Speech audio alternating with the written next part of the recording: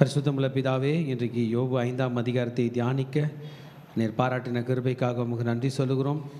எங்களோடு கூட இடைப்படுவீராக, நாமத்தை மையப்படுத்தி கொள்ளும் கர்த்தாவே. எங்களோடு பேசுவீராக, கிருபைக்கு நன்றி சொல்லுகிறோம் கர்த்தாவே. நீர் எங்களோடு கூட இருக்கிறபடியால் நன்றி. இந்த யோபின் புஸ்தகம் 5ஆம் அதிகாரத்தில் நீர் எங்களுக்கு என்னத்தை கற்றுக் கொடுக்கிறீரோ அத்தனை நீர் எங்களிடத்தில் பேசுகிறபடியால் நன்றி கர்த்தாவே. எங்களுக்கோடு கூட வார்த்தைகள் நிமித்தம் எங்களோடு கூட இடைப்பட்டு எங்களுக்கு கற்றுக் கொடுக்கிற பாடங்கள், இயற்கை மூலமாக, வாழ்க்கையில் வருகிற அனுபவங்கள் மூலமாக, இந்த புஸ்தகம் மூலமாக நீர் எண்ணத்தை கற்றுக் கொடுக்கிறீரோ அத்தனை நாங்கள் கற்றுக்கொள்ளப் போகிறோம். நமக்கு நன்றி சொல்லுகிறோம். எங்களை நடத்தும். இயேசுவின் ரத்தம் ஜெயம். இயேசுவின் நாமத்தில் ஜெபிக்கிறோம் நல்ல பிதாவே, ஆமென். நாம் எல்லாம் தயவுசெய்து உட்காருவோம் தேவஜனமே.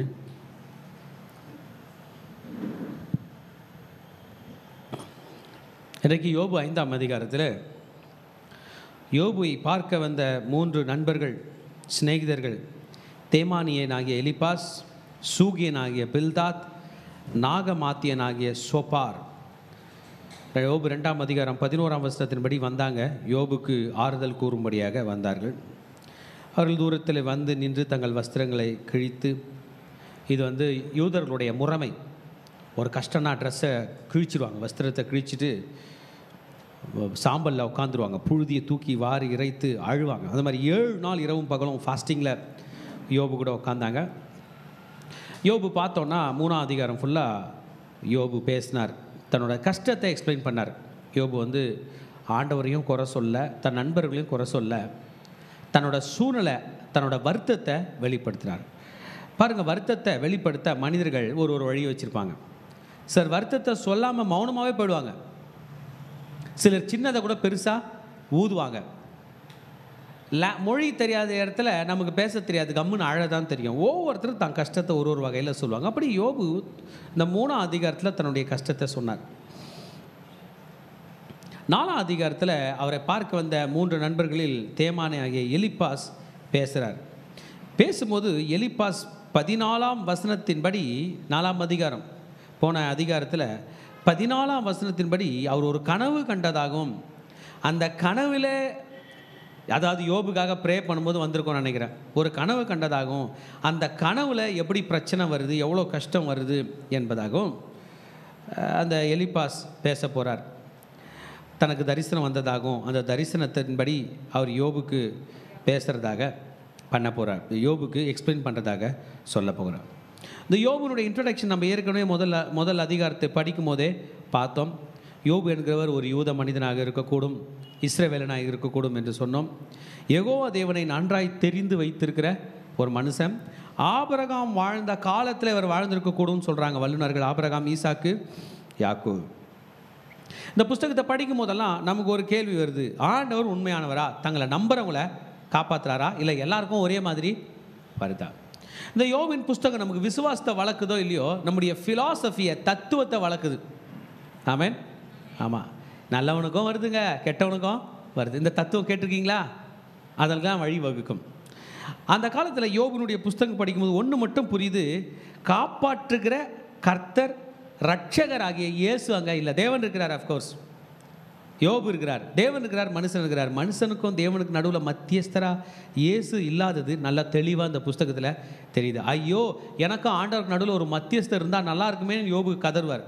இன்றைக்கி நம்ம அது மாதிரி கதற தேவையில்லை. நமக்கும் தேவனுக்கு நடுவில் யார் இருக்கிறாரு? இயேசு இருக்கிறார், மத்தியஸ்தரா. ஆமென். புஸ்தகத்தை படிக்கும்போது ஆண்டவர் ரொம்ப கிட்ட இருக்கிற மாதிரி இருக்குதான், அதே போல் ரொம்ப தூரம் இருக்கிற மாதிரியும் இருக்குது. கிட்ட இருக்கிற மாதிரியும் தெரியுது, உதவி பண்ணுற மாதிரியும் தெரியுது, ஃபுல்லாக கைவிட்டா மாதிரியும் தெரியும். ஒன்று மட்டும் இந்த புஸ்தகத்தில் தெளிவாக புரியுது, கண்ணுக்கு தெரியாத ஒரு ஆவிக்குரிய உலகம் நமக்கு பின்னாடி இருக்குது, அது நமக்காகவே ஆப்ரேட் ஆகுது. யோபுக்கு இந்த பிரச்சனைலாம் வர்றது பரலோகத்தில் தான் நிர்ணயிக்கப்படுதுன்றது யோபுக்கு தெரியாது.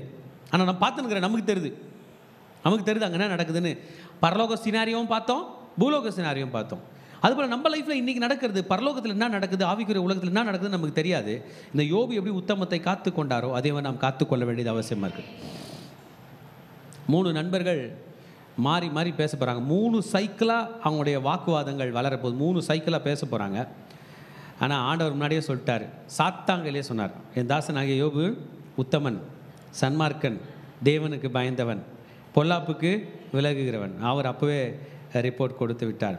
ஓகே, ஆக தேவன் மனிதர்கள் மீது மிகவும் கவனமாக இருக்கிறார், மனிதர்கள் கஷ்டப்படுகிற மனிதர்களுக்கு உதவி செய்கிறார் என்றெல்லாம் நம்ம இதில் படிக்க போகிறோம். நண்பர்கள் வந்து எத்தனை தான் ஆறுதல் கொடுத்தாலும் அது எம்டி. அவன் அது வெறும் சொற்களாக இருக்கிறது. கிறிஸ்தவர்களே, நமக்கு தெரியும், ஒரு மனுஷன் நம்ம பக்கத்தில் வந்து எவ்வளோ ஆறுதல் படுத்தினாலும் நம்ம ஆறுதல் அடைய மாட்டோம். ஒரு ப்ரேயர் பண்ணிவிட்டு ஆண்டவர் நம்ம மனசில் பேசினார்னா அவ்வளோ இளைப்பாறுதல் கிடைக்குது. இந்த யோபு பக்தன், இவருக்கு ஆண்டவருக்கு எழுந்து பதில் வரணும். பெரிய ட்ராஜடி, பிள்ளைகளை இழந்தார், எல்லா சொத்துக்களை இழந்தார், ஒரே நாளில் ஒன்றும் இல்லாமல் போனார்.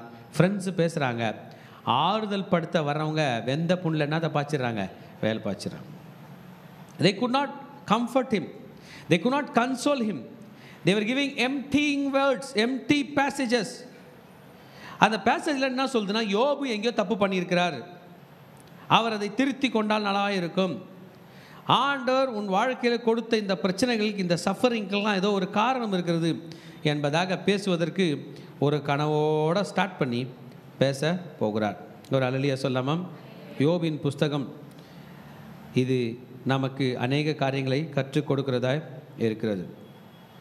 இந்த யோபின் புஸ்தகத்தில் பேசின இந்த இந்த மக்களில் முதலாவதாக எலிஃபாஸ் தான் பேசுகிறார். எலிஃபாஸ் 7 நாள் ஃபாஸ்டிங்க்கு அப்புறம், எத்தனை நாள் கழிச்சு பேசுகிறாரு? 7 நாள் ஃபாஸ்டிங், 7 நாள் சைலன்ஸ், 7 நாள் மௌனமாக இருந்தார். இவர் பேசவே மாட்டாரோ அப்படின்னு நினச்சாங்க. 7 நாள் ஃபாஸ்டிங்கில் இருக்கிறாரு, நல்லவரோ அப்படின்னு பார்த்தாங்க. ஸ்டார்ட் பண்ணிட்டார் 4ஆம் அதிகாரத்தில். இன்றைக்கி 5ஆம் அதிகாரத்தில் அவர் பேச போகிறார். ஆமேன். 4ஆம் அதிகாரத்தில் பேசினார்.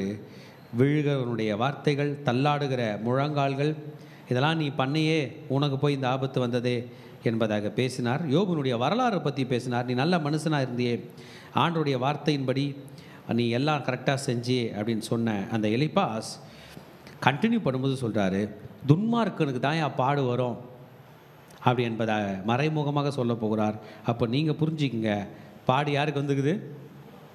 யோபுக்கு வந்துருக்குது. துன்மார்க்கனுக்கு தான். only the wicked suffer. தப்பு பண்ணாத யார் மாண்டு இருக்கிறான்? இவர் தான் கேட்டார்.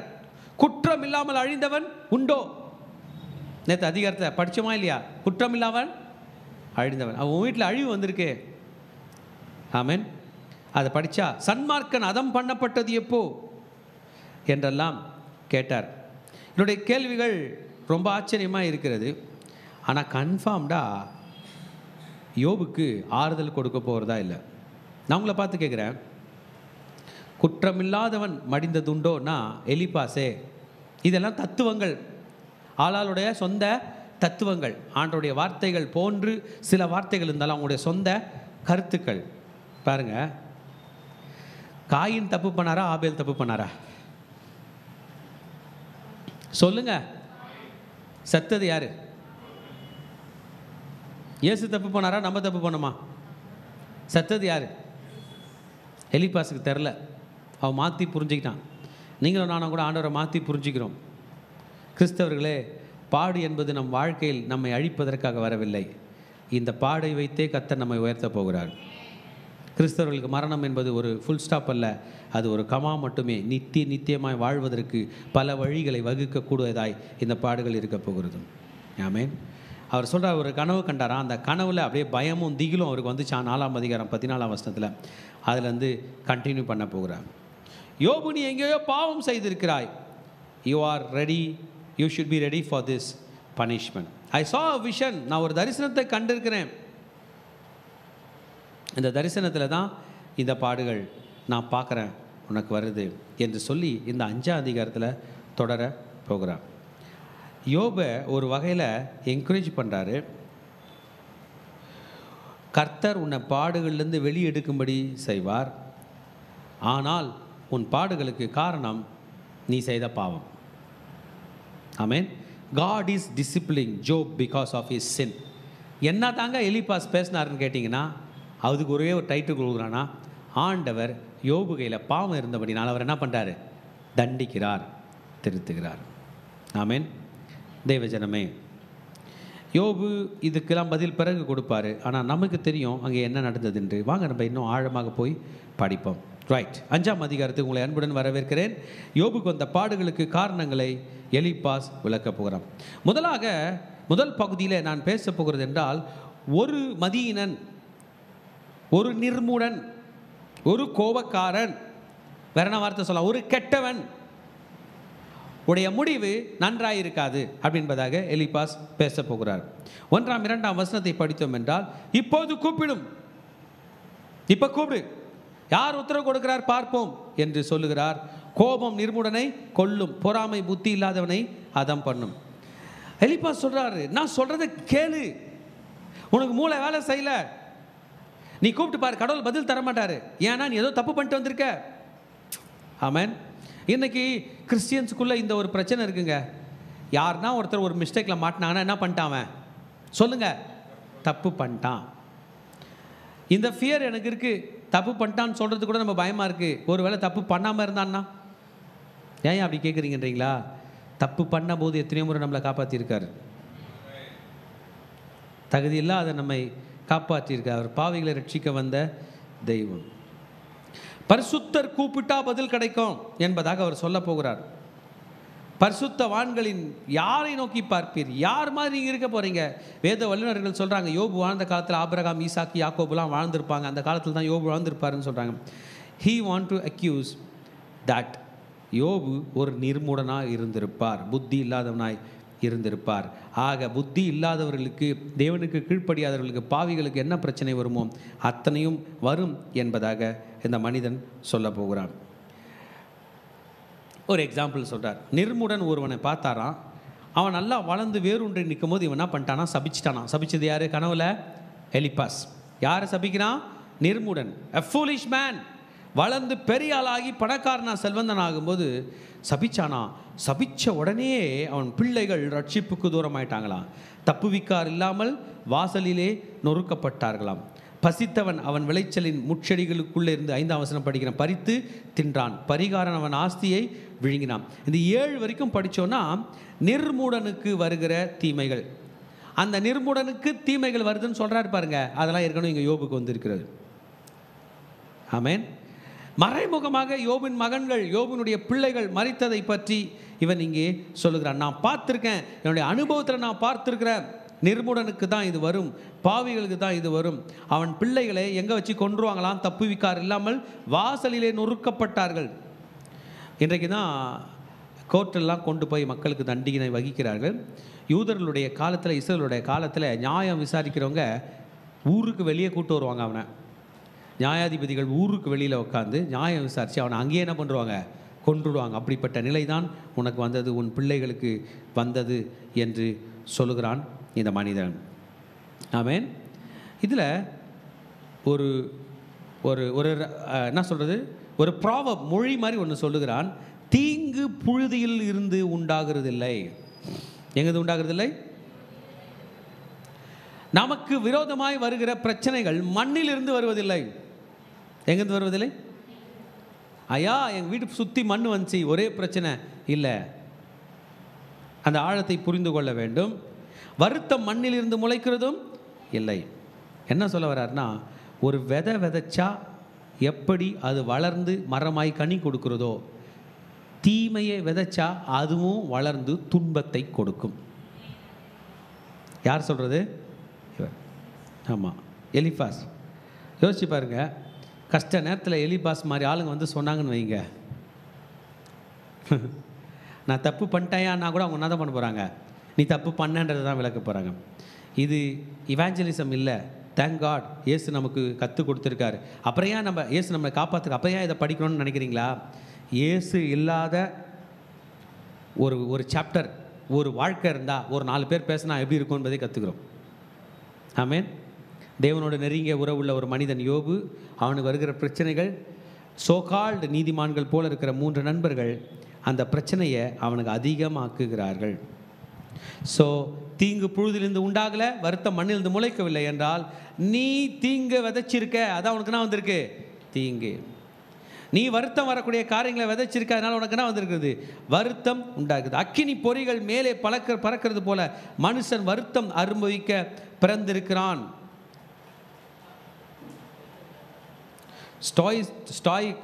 ஸ்டாயிச கொள்கை, ஸ்டாயிக் ஃபிலாசபி என்று இருக்குதுங்க. அதுவும் 2000 வருஷத்துக்கு முன்னாடி வந்த ஃபிலாசபி.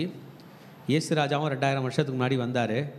வருத்தப்பட்டு பாரம் சுமக்கிறவர்களே நான் உங்களுக்கு இளைப்பாறுதல். அதே முறை அதே காலத்தில் வந்த தான் வார்த்தைகள். இயேசுவின் ரத்தம் சகல பாவங்களை நீக்கி நம்மை சுத்திகரிக்கும். தேவன் நமக்கு பயமுள்ள ஆவியை கொடாமல் பலமும் அன்பும் தெளிந்த புத்தியும் உள்ள ஆவியை கொடுத்திருக்கிறார். இந்த மாதிரி ஆண்டவருடைய வார்த்தைகள் நமக்கு எப்படி இருக்கு பாருங்க. ஆனால் இந்த மனிதனுடைய வார்த்தை நம்மை பயமுறுத்துகிறது. ஆமென். நம்மை பயமுறுத்துகிறது, நமக்கு கஷ்டம் உண்டு பண்ணுது, நம்மை நிம்மதி இல்லாமல் பண்ணப்படுது. பாருங்க, சில கொள்கைகள் அந்த அந்த அந்த அந்த ஸ்டாய்க் கொள்கைகளில் சிலது சொல்ற பாருங்க. உனக்கு மிஞ்சினா நடக்குதோ அதை எதிர்த்துனால போராட முடியாது, ஏற்றுக்கோ. ஆக பிசாசு பிடிச்சிருந்தானா என்ன பண்ணுங்கோ சொல்லுங்க, ஏற்றுக்கோ. வியாதி வந்தா ஏற்றுக்கோ. உன் மூளை வளராதுன்னு யாருன்னா சொன்னாங்கன்னா ஏற்றுக்கோ. நான் சொல்லுங்க, உனக்கு மிஞ்சினது நடக்காது, அதனால் அதை ஏற்றுக்கோ. இயேசு சொன்னார், பலத்தினால் அல்ல, பராக்கிரமத்தினால் அல்ல, நாவினாலே. எது ஏற்றுக்கலாம்? எலிப்பாஸ் சொல்கிறதெல்லாம் இப்போ இப்படி தான் இருக்க போகுது. வச்சு பாருங்க, எலிப்பாஸ் சொல்கிற வார்த்தையும் ஜீசஸ் சொல்கிற வார்த்தையும். ஆமென். வாழும்போது சரியான எண்ணத்தோட வாழு, ஓகே சார். மரணத்தை பற்றி எப்பயோ நினச்சிக்கோ, அது என்னைக்குனாலும் உனக்கு வரும். ஆமென். இயற்கை உனக்கு என்ன சொல்லுதோ அந்த மாதிரி செய். மற்றவங்களுக்கு பிரயோஜனமாக இரு. உனக்காக நிறைய யோசி. உனக்கு என்ன விதி இருக்கோ அந்த விதியை நேசி. இதெல்லாம் கொள்கைகள். அன்னைக்கு மனுஷன் இப்படி வாழ்ந்துருக்காங்க. எனக்கு நம்ம இவர் இதுலேருந்து வந்தாரான்னு தெரில. உன் கண்ட்ரோலுக்கு முன்னாடி உன்னுடைய தகுதிக்கு முன்பதாக என்ன நடக்குதோ அதை விட்டு கொடு, அதன்படி வாழு. இல்லை எலிபாஸ், தீங்கு மண்ணிலேருந்து முளைச்சான்னா என்ன, புழுதியிலேருந்து உண்டானா என்ன, கர்த்தர் என்ன எல்லா தீங்குக்கும் விலக்கி காப்பார். இது அன்னைக்கு யோபுக்கு சொல்ல தெரியல. இல்லை கிறிஸ்டியன்ஸு, நம்ம எவ்வளோ நீதிமானாக இருந்தாலும் வசனம் தெரியலன்னா வசனம் கன்ஃபார்ம்டாக நமக்கு வரும். அன்றைக்கி மக்கள் வசனத்தோடு இருக்க காரணம் என்ன தெரியுமா? வசனம் தெரில, வசனத்தை நம்ம படிக்கிறதும் இல்லை. ஆமென். ஆமாம். சார்ல்ஸ் பஜன் ஐயா அவர்கள் சொன்னாராம், ஒரு மனுஷன் துப்பாக்கி எடுத்துகிட்டு ரிவால்வர் எடுத்துகிட்டு எல்லாரையும் சுட்டுக்கிட்டு போனாராம். எதை வச்சு சுட்டுட்டு போனாராம்? பிரசங்கி புஸ்தகத்தை வச்சு சொல்லி சொல்லி சுட்டாராம். நான் யோசிச்சு பார்க்குறேன், பிரசங்கி புஸ்தகத்தை ஃபாலோ பண்ணியா நம்மளை யாருன்னா சுட்டா எல்லாரும் செத்து போக வேண்டியதான். இயேசுவின் வார்த்தை மட்டும் தான் நம்மளை என்ன பண்ணோம்? வாழ வைக்கும். இந்த எலிஃபாஸ் பேசுறதுல ஒன்றுமே நமக்கு பிரயோஜனப்பட போகிறதில்ல. ஆனால் அந்த சினாரியோவை புரிந்து கொள்ளும்படியாக கர்த்தர் இந்த புஸ்தகத்தை இங்கே வச்சுருக்கார். வண்டர்ஃபுல்லான ஹீப்ரு மொழியில் த பெஸ்ட் மொழி. ஏற்கனவே தாம் பிரச்சனையில் நொந்து கொண்டிருக்கிற இந்த யோபுக்கு அவன் நண்பர்கள், த சோ கால்ட் ரிலீஜியஸ் ஃப்ரெண்ட்ஸ், சுய நீதி ஆனவர்கள் பேசினது வருகிறது. ஓகே. ஆக யோபுவுக்கு தெளிவாக சொல்லிட்டாங்க, யோபு நீ பண்ண பாவம் தான் உன்னை அட்டாக் பண்ணுகிறது என்று யோபுக்கு விளக்கினார்கள். யோபு இதை ஏற்றுக்கொண்டு தான் ஆக வேண்டும் என்பதாக பேசுகிறார்கள். யோபு என்ன பண்ண போகிறாரு? ஏற்றுக்க போகிறதில்ல, மௌனமாக இருக்க போகிறார். இந்த 3 பேரும் யோபு எதிர்த்து பேச போகிறாங்க. யோபு ஆண்டவர் கையில் ப்ரே பண்ண போகிறார். தெளிவாக புரிஞ்சுக்கணும். யோபு ஆண்டவர் கையில் கேட்குறாரு, டேடி என்ன டேடி இப்படி ஆச்சுன்னு. இந்த 3 பேரும் நீ சரியில்லடா என்பதாக சொல்ல போகிறார்கள். ஆனாலும் இதுக்கு நடுவில் ரொம்ப ஆழமான சத்தியங்கள் கூட இந்த கொள்கைகளுக்கு நடுவில் கொடுத்துருக்குறாங்க பாருங்க. ஆனாலும் நான் தேவனை நாடி என் நியாயத்தை தேவனிடத்தில் ஒப்புவிப்பேன். நடுவில் மக்களை யோபுக்கு விரோதமாய் பேசுகிறவர்கள் நடுவில் கர்த்தரையும் உயர்த்துறாங்க. இப்போ இந்த பகுதியிலிருந்து நமக்கு பிரயோஜனமானதாக இருக்கிறது பாருங்க. ஆனாலும் நான் தேவனை, படிக்கலாம் அந்த 8ஆம் வசனத்தை. ஆனாலும் நான் தேவனை நாடி என் நியாயத்தை தேவனிடத்தில் ஒப்புவிப்பேன். But as for me I will ask God. நான் எங்கள் ஆண்டவர்களை கேட்பேன். ஆமென். எலிஃபாஸே சொல்லித்தராரு, இவ்வளோ நேரம் நீ தான் தப்பு பண்ணன்னு சொன்ன. எலிஃபாஸ் சொல்கிறாரு, நான் என் ஆண்டவர்களை கேட்பேன். ஆமென்.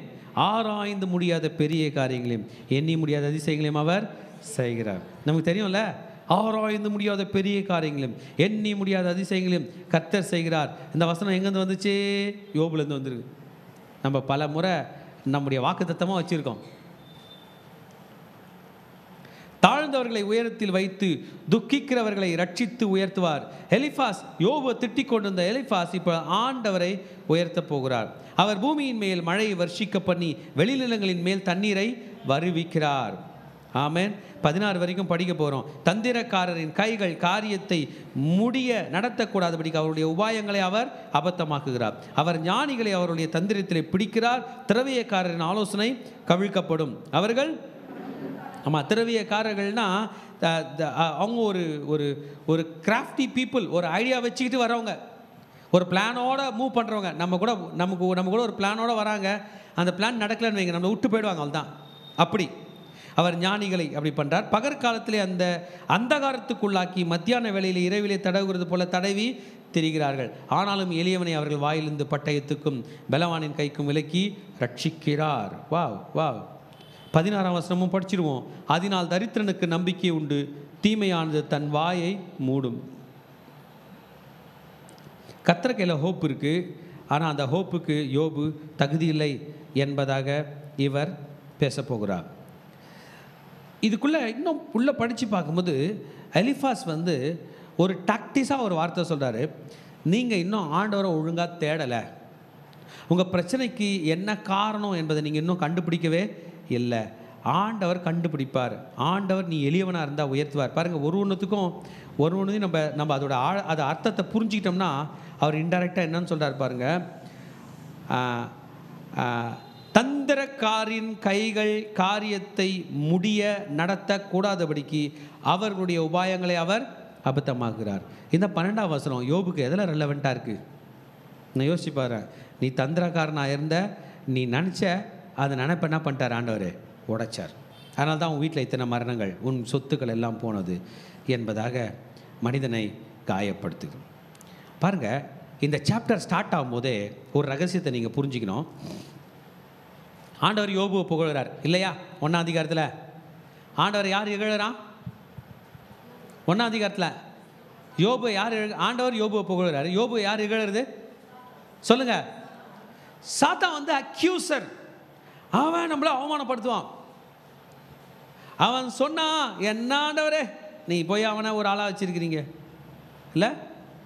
கர்த்தருக்கு பிரயோஜனமா? யோபு விருதாகவா தேவனுக்கு பயந்து நடக்கிறான். சும்மா ஆயிட்டானா அவன்? பாஸ்டரா சும்மா வந்துட்டாங்களா அவங்க ஊழியத்துக்கு? நீங்கள் நல்லா படி கலக்குறீங்க அதனால வரான். படியை நிறுத்தி பாருங்க. புரியுதா? அக்யூஸ் பண்ணுவான். சாத்தான் நம்மளை அவமானப்படுத்துவான், நம்மளை தப்பு பண்ண வச்சு அவமானப்படுத்துவான். இந்த வந்திருக்கிற 3 நண்பர்கள் யோபு இப்போ என்ன பண்ணுகிறாங்க சொல்லுங்க? அவமானப்படுத்துகிறாங்க. பாடுகளின் பாதையில் போகும்பொழுது கூட அவமானங்கள் சத்துரு கொண்டு வருவான். He is an accuser. Revolver எடுத்துகிட்டு ஐயா சொன்னது போல், பிரசங்கியின் புஸ்தகத்தை வச்சுட்டு சார்ல்ஸ் ஸ்பர்ஜன் ஐயா சொன்னது போல் ரிவால்வர் எடுத்துக்கிட்டு நம்மளை சுடுறதுக்கு ஆளுங்களை அனுப்புவான். எஸ், இந்த வசனங்கள் ஏசாயா 44:24 கூட இது சொல்லப்பட்டு இருக்கிறது. ஆமேன். எண்ணி முடியாத அதிசயங்களையும் ஆராய்ந்து முடியாத பெரிய காரியங்கள் எடுத்துக்கலாமா? ஏசாயா 44:24 28 வரைக்கும் யாரும் படிங்க பார்க்கலாம். ஏசாயா 44:24.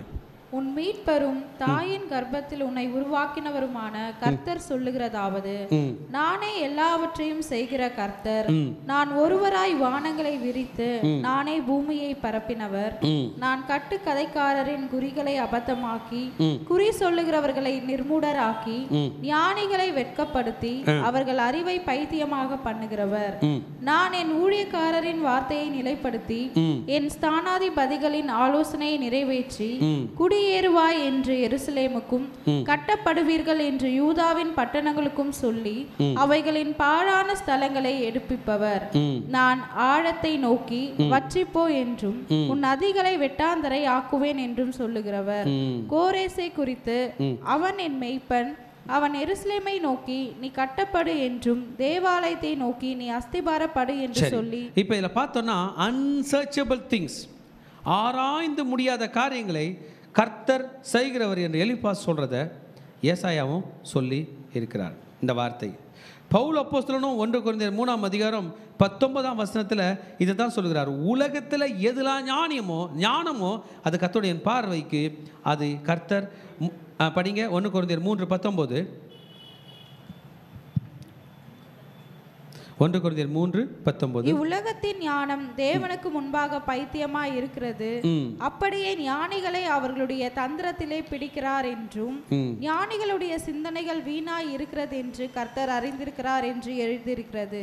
இந்த 3 நண்பர்கள் வந்து, யோபு நீ ஞானி மாதிரி இருந்த, உன் ஞானம் இன்னைக்கு வேஸ்ட்டு, உன் பக்தி இன்னைக்கு வேஸ்ட்டு, நீ மறைமுகமாக ஏதோ பாவத்தோடு இருந்திருக்க, உனக்கு இதுதான் பாடு, இப்போ அது ஆண்டவர் காலில் விழுந்து பிழைச்சிக்கோன்னு சொல்கிறாங்க. ஆமென். எஸ், இவ்வளோ சொல்லிட்டு வந்த எலிப்பாஸ் 17ஆம் வசனத்திலேருந்து 26ஆம் வசனம் வரைக்கும் தன்னுடைய வண்டியை வேற கீர் போட்டு கர்த்தர் பாடு கொடுக்குறாரு, நீ தாங்குன்றதாக சொல்கிறார். ஃபஸ்ட்டு என்ன சொன்னார்? நீ ஏதோ தப்பு பண்ணிட்ட, தண்டனை அனுபவிக்கிற. 17ஆம் வசனத்தை படிச்சிங்கன்னா வேறு மாதிரி போகும். இதோ தேவன் தண்டிக்கிற மனுஷன், அவர் பேசுகிறதுக்கு அவரே ரெலவெண்ட்டு இல்லை. இதிலேருந்து நான் என்ன புரிஞ்சுக்கிட்டேன்னா, மக்களுடைய ஃபிலாசபி நமக்கு உதவாது, தேவனுடைய வார்த்தை மட்டும் தான் நமக்கு உதவும். இது எலிஃபாஸோட ஃபிலாசபி, அவருடைய தத்துவம். ஒவ்வொரு மனுஷனுக்குள்ள தத்துவம் இருக்குங்க. சிலர் பேசுனாங்கன்னு வைங்களேன், நம்ம வாய் அடைச்சி போவோம், அப்படி பேசுவாங்க. அது பேர் என்ன பேர் சொல்லுங்க? தத்துவம். என்னதுங்க? தத்துவம். தத்துவம் கேட்கறதுக்கு நல்லா இருக்கும், ஆனால் உதவி செய்யாது ஆபத்தில். தத்துவம் கேட்கறதுக்கு நல்லா இருக்கும், பிசாசை ஓட்டாது. புரிஞ்சுங்க, தத்துவம் கேட்கறதுக்கு நல்லா இருக்கும், வியாதியிலிருந்து சுகம் தராது. தத்துவம் கேட்கறதுக்கு நல்லா இருக்கும், ஆண்டவர் கையில் சேர்க்காது. உலகத்து மனிதனுடைய நினைப்பு உண்டு, தத்துவத்தில் வாழ்க்கை வாழலாம் என்று. இல்லை மகனே, தத்துவம் வாழ்க்கையில் வரும் போகும், ஆனால் இந்த வல்லமை தேவனுடைய வார்த்தையின் வல்லமையோடு தான் நம்ம வாழ வேண்டும். நான் கொஞ்ச நேரம் யோபு மாதிரி என்னை நினச்சி பார்த்துட்டு, இந்த மாதிரி ஒரு சூழ்நிலை வந்து ஒரு 3 பேர் வந்து பேசினா என்ன ஒன்று நான் பார்க்குறேன், கன்ஃபார்ம்டாக பைத்தியம் முடிச்சிடும். ஒன்று அவனுக்கு 3 பேர் அடித்து ஓடுங்கடா அப்படின்னு சொல்கிற அளவுக்கு வரும். 3 சைக்கிள் ஆஃப் டாக் மாற்றி மாற்றி பேச போகிறாங்க. இவ்வளோ நேரம் நீ தப்பு பண்ண என்று சொன்ன இந்த எலிஃபாஸ் 4ஆம் அதிகாரத்தில் ஸ்டார்ட் பண்ணார். இந்த 5ஆம் அதிகாரம் 17ஆம் வசனத்திலிருந்து தேவன் உன்னை தண்டிக்கிறார், அதனால் நீ பாக்கியவான். Happy is the man whom God corrects. உனக்கு ஏதோ ஒன்று ஆண்டவர் என்ன பண்ணியிருக்காரு, திருத்தி இருக்கிறார். God is correcting. அதனால கர்த்தருடைய சிக்ஷையை அற்பமாய் எண்ணாதேயும். ஆமேன். அவர் காயப்படுத்தி காயம் கட்டுகிறார், அவர் அடிக்கிறார், அவருடைய கை ஆற்றுகிறது. வா, ஆண்டவர் தான் அடிக்கிறார், ஆற்றுகிறார். இப்போ இந்த 4 பேருக்குமே பரலோகத்தில் என்ன நடந்துச்சுன்னு தெரில. இது யோபுக்கு இருக்கிற டெஸ்ட்டு. அதுங்க யோபுக்கு டெஸ்ட்டு. டெஸ்ட்டுனா ஒவ்வொருத்தரும் வியாதி வந்தால் தான் டெஸ்ட்டுன்னு இல்லை. ஆபிரகாமுக்கு ஒரு டெஸ்ட்டு வந்துச்சே, உன்னுடைய ஒரே பிள்ளை ஆண்டான எனக்கு கொடுன்னு. ஆண்டவர் சிக்ஷித்தாரா இல்லையா? சிக்ஷித்தாரா இல்லையா? ஆமாம். பரலோகத்தில் வைக்கிற எக்ஸாமினேஷன் கொஷின் பேப்பர் பூமியில் விழுது. யோபு எழுதினுங்கிறாரு, 3 பேர் ஆன்சர் சொல்கிறாங்க. யோபு எழுதிட்டாருன்னா ஃபெயிலாக போயிடுவார்.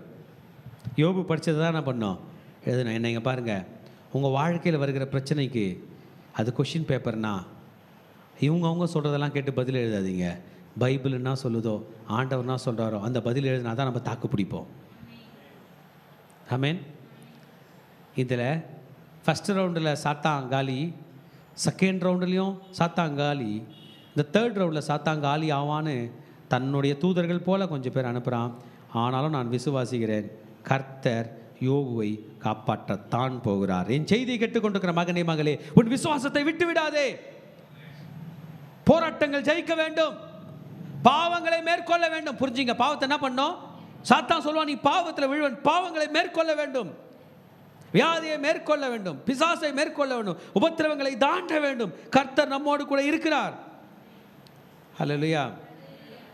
ஆமாம், அவர் சொல்றாரு, 6 இக்கட்டுக்கு உன்னை நீங்களாக்குவார், 6 இக்கட்டுகளுக்கு உண்மை நீங்களாக்குவார், 7ஆவதிலும் பொல்லாப்பு உம்மை தொடாது.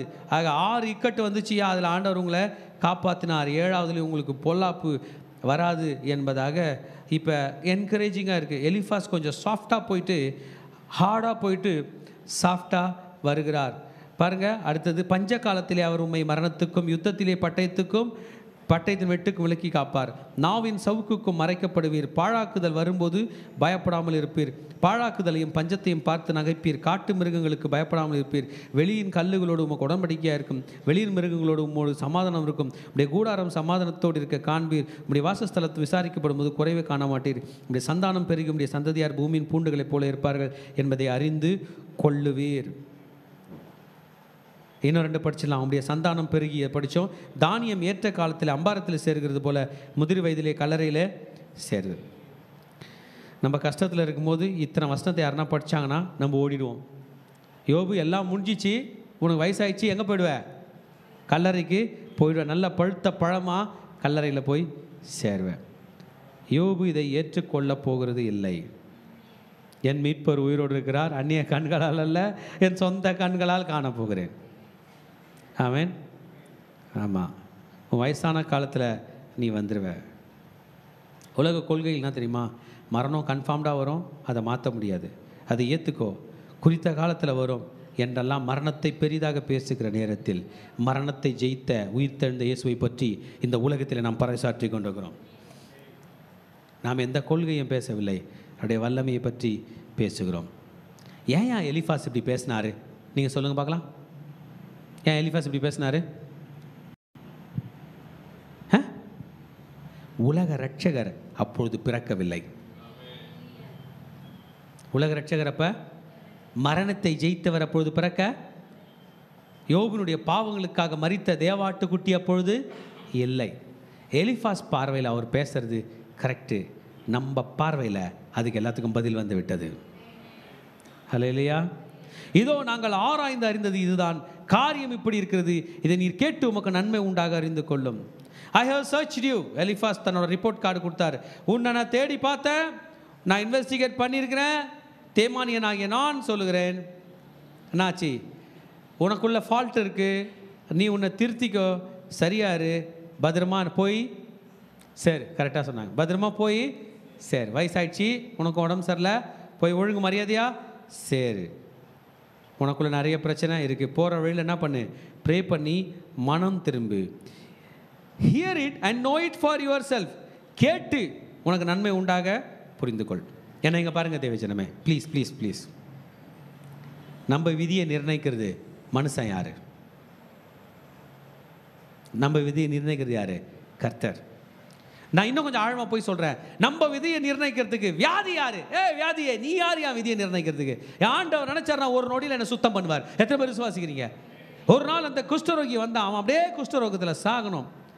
மத்தேயு 8ஆம் அதிகாரம் சொல்லுது, அவன் வந்து அவர்கிட்ட, ஆண்டவர் எமக்கு சித்தமான என்னை சுத்தமாக்கும் என்றான்.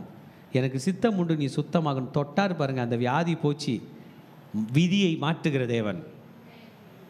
எனக்கு உங்களில் யாராவது அதான் லைஃப் முடிஞ்சிச்சுன்னா, எனக்கு ஜீசஸ் கையில் வந்து அவர் வழியில் அவரை விட்டீங்கன்னா, நான் உங்களை பார்த்து சேலஞ்சு பண்ணுறேன், உங்கள் வாழ்க்கை ஒளிமயமாக இருக்கும்.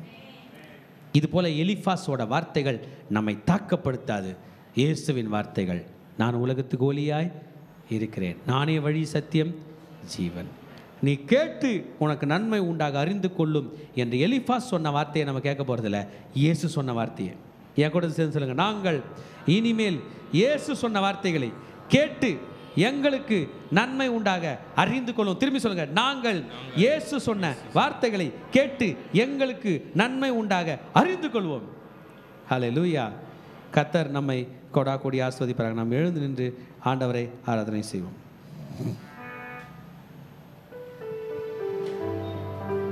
ஹல்லேலூயா, ஹல்லேலூயா. நம்ம வாழ்க்கையில் எலிப்பாஸ் போன்ற எத்தனை பேர் இருந்தாலும் நம்மளுக்கு ஒரு நம்பிக்கை, நம்மளுக்கு நிச்சயம் உண்டு, நம்மளுக்கு இயேசு இருக்கிறார். ஆமென். ஹல்லேலூயா. கர்த்தர் இந்த அன்றைக்கு மேசியா இல்லை, அதனால் எத்தனையோ விதமான பேச்சுகளை எலிப்பாஸ் பேசிட்டு சொன்னான். நமக்கு ஒரு நிச்சயம் உண்டு, நம்மளுக்கு ஒரு நம்பிக்கை உண்டு, நமக்கு இயேசு இருக்கிறார். ஆமென். இயேசு இருந்தால் நமக்கு போதும். எத்தனை சூழ்நிலைகள் வந்தாலும், எத்தனை காரியங்கள் வந்தாலும் கர்த்தர் நம்மளை கிருபையா வழி நடத்துவார். ஆமென். நம்மளுடைய நம்பிக்கை இயேசுதான். ஆமென். நம்முடைய புகலிடம் அவர் இயேசுதான், நம்முடைய அடைக்கலம் அவர் இயேசுதான். நம்ம எல்லாவற்றையும் அவர் இயேசுவே நம்மளை பார்த்து கொள்வார். அல்லேலூயா. ஒரு பாடலை பாடி நம்ம தேவனுடைய நாமத்தை நாம் மகிமைப்படுத்தலாம்.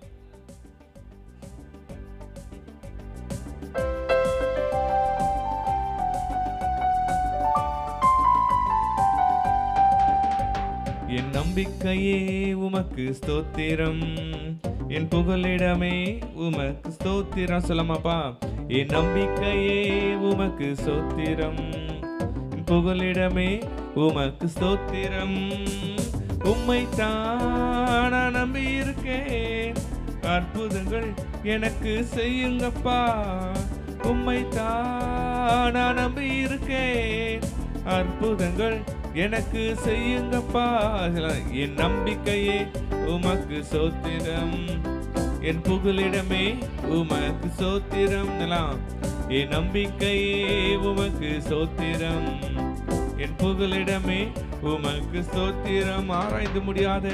ஆராய்ந்து முடியாத அதிசயங்கள் செய்பவரே, அற்புதம் செய்திடுங்க, அதிசயம் நடத்திடுங்க. ஆராய்ந்து முடியாத அதிசயங்கள் செய்பவரே, அற்புதம் செய்திடுங்க, அதிசயம் நடத்திடுங்க. இரட்டிப்பான நன்மைகளை தருவேன் என்று சொன்னீரே, இன்றைக்கே தந்திடுங்க, இப்பவே தந்திடுங்க. இரட்டிப்பான நன்மைகளை தருவேன் என்று சொன்னீரே, இன்றைக்கே தந்திடுங்க, இப்பவே தந்திடுங்க. உம்மைத்தான் நான் நம்பி இருக்கேன், அற்புதங்கள் எனக்கு செய்யுங்கப்பா. உம்மைத்தான் நான் நம்பி இருக்கேன், அற்புதங்கள் எனக்கு செய்யுங்கப்பா. என் நம்பிக்கையே உமக்கு சோத்திரம், என் புகலிடமே உமக்கு சோத்திரம். என் நம்பிக்கையே உமக்கு சோத்திரம், என் புகலிடமே உமக்கு சோத்திரம். அப்பா பிதாவே, ஆசீர்வதிக்கப்பட்ட இந்த காலை வேலைக்காக உமக்கு நன்றி செலுத்துகிறோம் டாடி. அப்பா இப்பொழுதும் ஆண்டவருடைய உம்முடைய வார்த்தைகள் எங்களை பலப்படுத்தினதற்காக உமக்கு நன்றி தகப்பனே. இப்பொழுதும் பேசுகின்ற என்னை மறைத்து ஆண்டவரே உம்முடைய சித்தம் எங்கள் மத்தியில் வார்த்தைகளாக வெளிப்படும்படியாக பரிசுத்த ஆவியானவர் தாமே எங்களோடு அசைவாட போகிற கிருபைக்காக உமக்கு நன்றி. சகலவற்றை உம்முடைய கரத்தில் ஒப்புக் கொடுக்கிறோம். மீட்பரும் இரட்சகரும் இயேசு கிறிஸ்துவின் நாமத்தினால் பிதாவே, ஆமேன். யோபு 5ஆம் அதிகாரம் 11ஆம் வசனம். அவர் பூமியின் மேல் மழையை வருஷிக்க பண்ணி வெளிநிலங்களின் மேல் தண்ணீர்களை வருவிக்கிறார். ஹல்லேலூயா. இந்த அதிகாரத்தில் நாம் பார்க்கிறோம், யோபுவோட நண்பர் எலிபாஸ் யோபுவை குறித்து அவரை காயப்படுத்தும்படியாக அநேக வார்த்தைகளை பேசிக்கொண்டிருக்கிறார். அவருடைய விசுவாசத்தை குலைக்கும்படியாக அநேக வார்த்தைகளை அவர் பேசிக்கொண்டிருக்கிறார். இந்த இடத்துல அவருடைய காரியங்களை குறித்து அவரை குற்றப்படுத்தும்படியாக, அவருடைய உள்ளத்தில் ஒரு கசப்புகளை கொண்டு வரும்படியாக யோபுவின் நண்பராகிய எலிபாஸ் பேசிக்கொண்டிருக்கிறார். ஆனால் நம் தேவனாகிய கர்த்தர் அவருடைய வார்த்தைகளினால நம்முடைய விசுவாசத்தை துவக்குகிறார். அவருடைய வார்த்தைகளினால நம்மை நிலைத்திருக்கும்படி செய்ய அவருடைய வார்த்தைகளினால நம்மளை பலப்படுத்துகிறார் இருக்கிறார். இன்ற காலகட்டத்தில் கூட நம்மளுடைய வாழ்க்கையிலும் எத்தனையோ பேர் அவர்களுடைய வார்த்தைகளால் நம்மளுடைய இருதயத்தை காயப்படுத்தி கொண்டிருக்கலாம். ஒருவேளை நம் தேவனிடத்திலிருந்தே தூரப்படுத்தும்படியாக, அந்த குற்ற உணர்ச்சியை கொண்டு வரும்படியாக கூட அநேக நாட்கள் அவர்களுடைய வார்த்தைகள் நம்மளோடு இடைப்பட்டு கொண்டிருக்கலாம். என்னுடைய வாழ்க்கையிலும் இந்த வார்த்தைகள் சாட்சியாக நிற்கிறது. அநேக நாட்களில் மற்றவர்களுடைய வார்த்தைகள் சொல்லும் பொழுது, நீ ஏன் சர்ச்சுக்கு போகிற, நீ ஏன் பைபிள் எடுக்கிறேன்னு சொல்லும் பொழுது எனக்குள்ளே ஒரு பாவ உணர்வு வரும். ஒருவேளை நான் தப்பு செஞ்சிட்டனோ, ஒருவேளை நான் குற்றம் செஞ்சிட்டனோ, தேவனுடைய சமூகத்தில் நிற்கக்கூட நான் பாத்திரவான் இல்லையா, இந்த பைபிள் அதிகாரத்தை வசனங்களை தொடக்கூட எனக்கு தகுதி இல்லையா என்று மற்றவர்கள் வார்த்தைகளால் குற்றப்படுத்தும் பொழுது அந்த உணர்வு எனக்குள்ளாக வரும். இந்த வேளையில் ஆண்டவர் என்னோடு இடைப்பட்டு கொண்டிருக்கிறார். அப்படிப்பட்ட உணர்வுகளோடு வரும் பொழுதெல்லாம் பரிசுத்த ஆவியானவர் என்னோடு இடைப்படுவார். நம் தேவனாகிய கர்த்தர் நம்முடைய பாவங்களுக்காக மரித்து நம்மை நீதிமான்களாக ஆக்கியிருக்கிறார் என்று, அவருடைய வார்த்தைகளை அனுப்பி நமக்கு காயம் கட்டுகிறவராக இருக்கிறார் என்று ஆவியானவர் அநேக நாளில் என்னோடு இடைப்படுவார். மீண்டும் அவரிடத்துல மன்னிப்பு கேட்டு முழங்கால் படியிட்டு வேத வசனத்தை வாசித்து நான் ஜெபிக்கிறவர்களாக அவருடைய சமூகத்தில் நிற்பேன். இந்த நாட்களிலும் அநேக பேர் வாழ்க்கையில் நம்ம மற்றவர்களுடைய வார்த்தைகள் நம்மை காயப்படுத்தும்படியாக, நம்முடைய விசுவாசத்தை குலைக்கும்படியாக, நம்ம இருதயத்தில் தேவனிடத்தில் ஒரு கசப்புகளை கொண்டு வரும்படியாக கூட காணப்படலாம். இப்பொழுதும் நம்மை நாமே தேவனிடத்தில் ஒப்பு கொடுப்போம். நாம் முன்பதாக கடந்து வந்து நம் ஆத்துமாவை தேவனுக்கு நேராக திருப்புவோம். நம்முடைய இருதயத்தில் அப்படிப்பட்ட நபர்களுடைய கசப்புகள் இருந்தால் கூட இந்த நேரத்தில் அந்த கசப்புகளை எடுத்து போடும்படியாக, அவருடைய வார்த்தைகளினால நம்மை பலப்படுத்தும்படியாக நம்முடைய ஆவி ஆத்துமா சரீரத்தை நம் தேவனிடத்தில் அர்ப்பணிப்போம். இந்த நாளில் நம்மை நாமே தேவனுடைய கரத்தில் ஒப்பு கொடுப்போம். நாம் முன்பதாக கடந்து வருவோம். நாம் முன்பதாக கடந்து வரும் பொழுது நம் தேவனிடத்தில் நம்ம ஆவி ஆத்மா ஒப்பு கொடுக்கும்படியாக, நம் கீழ்ப்படுதலை காட்டும்படியாக அது அடையாளமாக காணப்படுகிறது. இப்பொழுது நம் கண்களை மூடி தேவனை நோக்கி நாம் பார்க்கலாம். உம்மைத்தான் நாங்கள் நம்பி இருக்கோம், அற்புதங்கள் எனக்கு செய்யுங்கப்பா. உம்மைத்தான் நாங்கள் நம்பி இருக்கோம், அற்புதங்கள் எனக்கு செய்யுங்கப்பா. என் நம்பிக்கையே உமக்கு சொத்திரம், என் புகலிடமே உமக்கு ஸ்தோத்திரம். சேர்ந்து பலப்பா. எங்கள் நம்பிக்கையே உமக்கு நீங்க தான்பா நம்பிக்கை. எங்கள் புகலிடமே உமக்கு ஸ்தோத்திரம். உம்மைத்தான் நாங்கள் நம்பி இருக்கோம், அற்புதங்கள் எனக்கு செய்யுங்கப்பா. உம்மைத்தான் நாங்கள் நம்பி இருக்கோம், அற்புதங்கள் எனக்கு செய்யுங்கப்பா.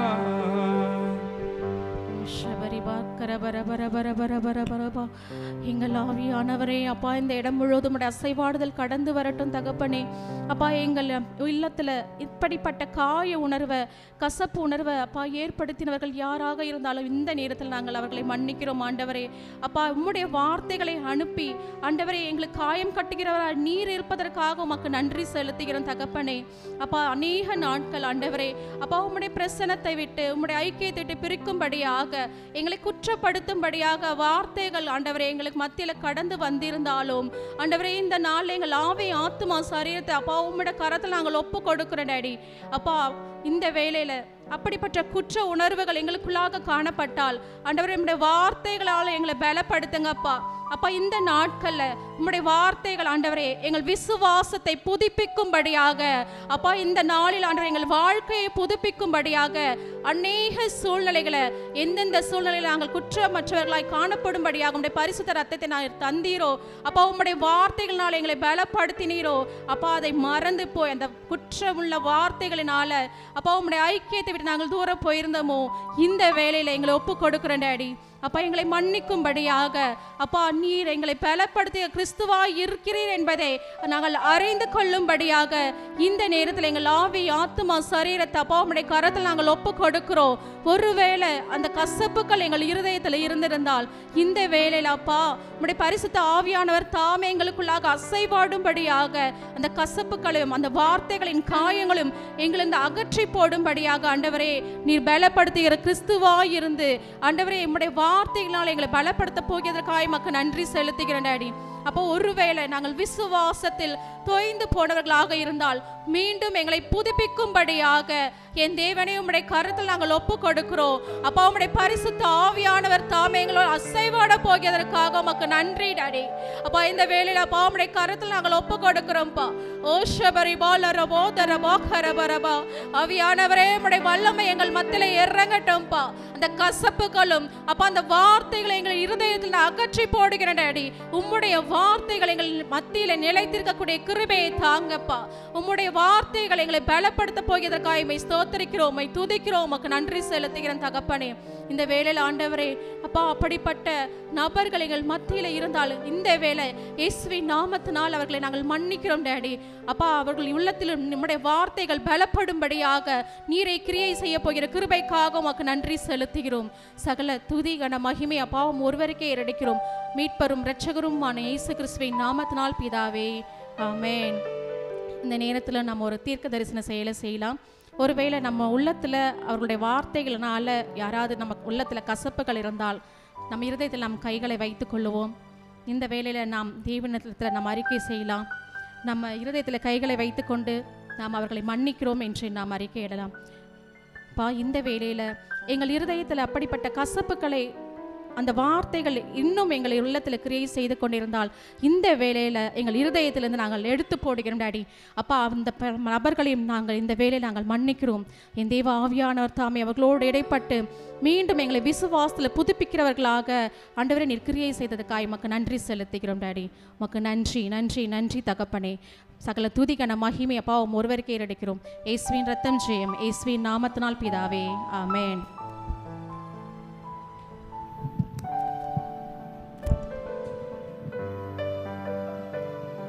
தெய்வ ஜனமே, முன்னாடி வந்துருங்களேன்.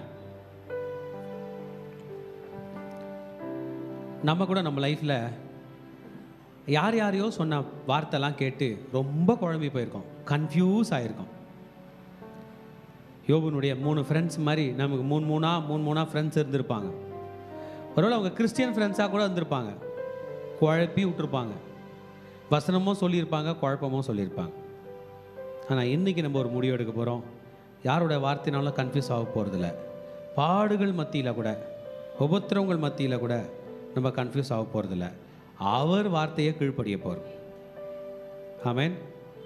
அவர் இந்த பூமியில் இருக்கும்போது மலை பிரசங்கம் கொடுத்தார். இயேசு சொல்லிட்டு அவர் சொன்னார், நான் சொல்லிய இந்த வார்த்தைகளை கேட்டு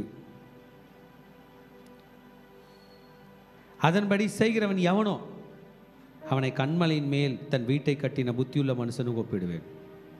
நான் சொல்கிறதை கேட்டு அந்த மாதிரி செஞ்சேன்னா நீ வீடு மலை மேலே கட்டினதா அர்த்தம்.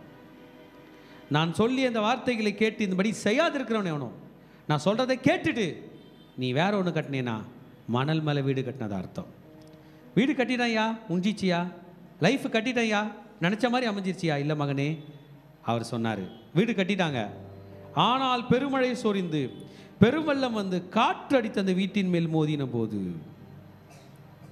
ஆமென், அந்த வீடு முழுவதும் அழிந்து போனதா. மணலில் கட்டின வீடு. ஆனால் மலை மேலே கட்டின வீடு என்ன பண்ணிச்சான்? விழவில்லை. எலிப்பாஸ் சொல்கிறத கேட்டால் விழுந்துருவோம். வேறு யார் சொல்கிறத கேட்டால் விழுந்துருவோம். இயேசு சொல்கிறத கேட்டால் விழ மாட்டோம். நம்மளாம் நியூ ஜெனரேஷன் கிறிஸ்டியன்ஸ், நம்மளாம் நியூ கவனன்ட் கிறிஸ்டியன்ஸ். யார் என்ன சொன்னாலும் இது கீழே தான் வைக்கணும். அவர் சொல்கிறதுக்கு நம்ம கீழ்ப்படிந்து அதன்படி செய்யும்போது நம்மளை யாரும் அசைக்க முடியாது. என்னை யாரும் அசைக்க முடியாது. நம்ம பேசின்னு இருந்தால் அசையாமல் இருப்போம்ல, கிடையாது. அசைச்சிட்டு போயிடுவான். அவர் சொல்கிறதை கேட்டு அதன்படி செய்தோம். இன்னைக்கு பைபிள் எடுத்து நம்ம மார்பில் அணைச்சிக்குவோம். கொள்கைகள் நம்மை நடத்தாது, கர்த்தருடைய வார்த்தை நம்மை நடத்தும். எந்த கொள்கையும் நம்ம நடத்தாது, கர்த்தருடைய வார்த்தை நம்ம நடத்தும். பிள்ளைங்களாம் சொல்லுங்க, உலகத்தில் யார் சொல்கிற வார்த்தை என்னை நடத்தாது, இயேசு சொல்லுகிற வார்த்தை என்னை நடத்தும். எல்லாரும் சொல்லுங்க, உலகத்திலே, பிள்ளைங்களாம் சொல்லுங்க, உலகத்திலே யாருடைய வார்த்தையின்படியும் நான் நடக்க மாட்டேன், இயேசுனுடைய வார்த்தையின்படி நடப்பேன். நான் தான் அந்த புத்தி உள்ள மனுஷன், நான் கண்மலையின் மேலே என் வீட்டை கட்டின புத்தி உள்ள மனுஷன். ஹல்லேலூயா, ஹல்லேலூயா. யாருடைய வார்த்தைக்கு டிஸ்டர்ப் ஆகாதீங்க. இன்றைக்கு அவர் வார்த்தைக்கு கீழ்ப்படிங்க. பெருமழையை தாண்டலாம், பெருவெள்ளத்தை தாண்டலாம், காற்றை தாண்டி வரக்கூடிய கிருபை உண்டாவதாக. Shalom, Shalom, Shalom.